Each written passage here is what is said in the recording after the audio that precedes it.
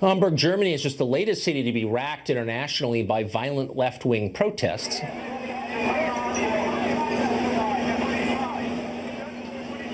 Up next, we'll talk to someone who says violence in the streets, like what you're watching now, taints the legacy of the civil rights movement of the 1960s. He would know because he participated in it. And then Marin County is one of the nation's richest areas, one of the most liberal, of course. So why is the county doing its best to stop the construction of affordable housing? A fascinating tale just ahead.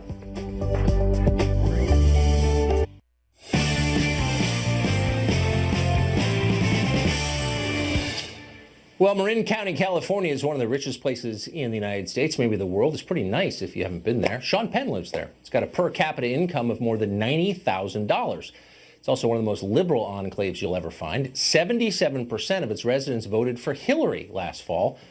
With all that money and all those progressive values, you'd think that people in Marin would be willing to implement liberal policies.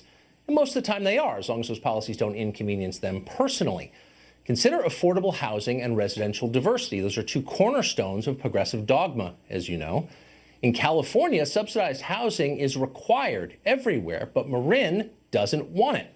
Mark Levine is a liberal Democrat who represents the county in the California State Assembly. He's pushing a proposal that would give Marin County a special exemption from statewide affordable housing requirements, despite the fact that if there's any place on the planet that could use more affordable housing, it's suburban San Francisco. Marin could probably also use a little of that diversity thing they're always talking about.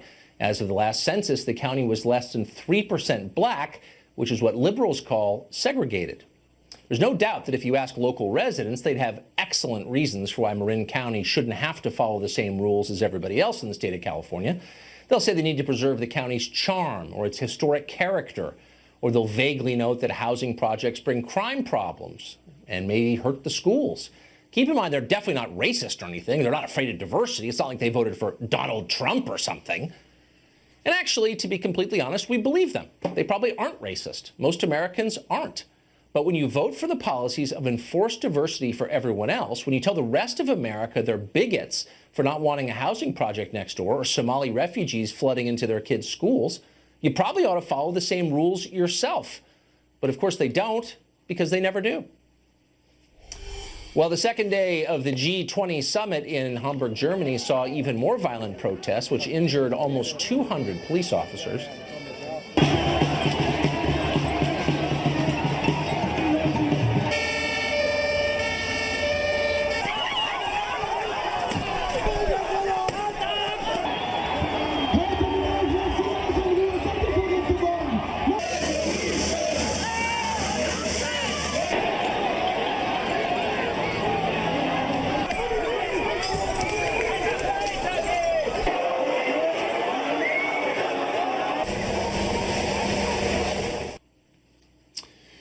Well, that was Germany, as we said, but it could have been right here in America. It could have been Berkeley or Baltimore or Ferguson. It could have been a lot of different places. It's all the same, this kind of protesting / rioting. Bob Woodson has been around a long time and seen protests for 50 years. He's president and founder of the Woodson Center.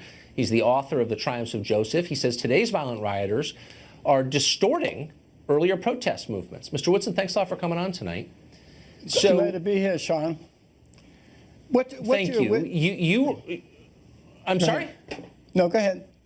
Well, you were involved in the civil rights movement, which is, of course, the stated model for a lot of the protests we're watching. How do they compare? Well, first of all, let me just say I was involved in the civil rights movement even in the mid-50s when I was stationed in the military in the South, when I was the subject to police intimidation. And for 3 years after I was discharged, my heart would race when a police officer was behind me. But I also was a veteran of the civil rights movement, led demonstrations in Bayard Rustin's hometown of Westchester, Pennsylvania.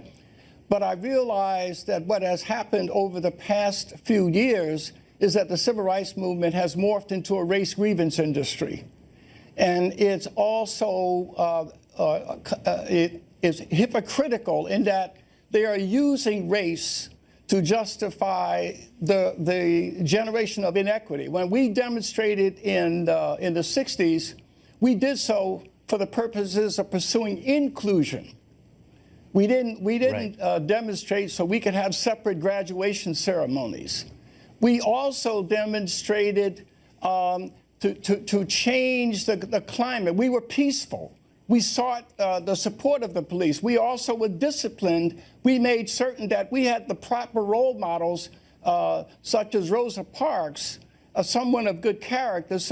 But the civil rights movement of the 60s has now been hijacked by the left and has become a race grievance industry, and they are just distorting it and really destroying what we have created. So, Mr. Woodson, when you, having personally fought against segregation, look around and see the left pushing to reinstate segregation, as you just said, with separate graduation ceremonies, separate dorms, separate parts of the cafeteria in colleges, what do you make of that? Is that bewildering to you? Well, first of all, it's even worse than you're portraying it. When people have deeply held beliefs, and these beliefs are challenged with facts and truth, what they have to do is create destructive myths. The myth is that the conditions that you see low-income blacks are in today is somehow a legacy of slavery and Jim Crow, and therefore what you're witnessing now is a legacy. That is just not true. In the past, blacks were in slavery, but not of slavery. Blacks were in segregated, but they were not of it. Blacks were in poverty, but not of poverty. In other words, from the time of slavery up into the 60s, even though we were facing these odds, old people could walk in their communities without fearing their grandchildren. We didn't have out-of-wedlock births. Our marriage rates in the 1930s to 1940s was higher than the white marriage rate. But all of that changed in 1960 when we met this tsunami of liberal academics who said one of the things we have to do is we made welfare a right and then reparations. We also disconnected work from income, and this was purposely done by Cloward and Piven and the liberal academics at Columbia University. And they said, if we do this, it means that fathers will be irrelevant, drug addiction will go up, school dropouts will increase. And so what segregation and racism could not accomplish, liberal policies of the 60s did. And as a consequence, we now have 70% of children being born in single-parent households. But this did not happen during segregation. So urban renewal destroyed all of the commercial centers around the country. And so it's just a myth. It's a real crisis. It must be so bitter for you to watch it. Robert Woodson, thank you for that perspective. I appreciate it. Thank you. Sad story.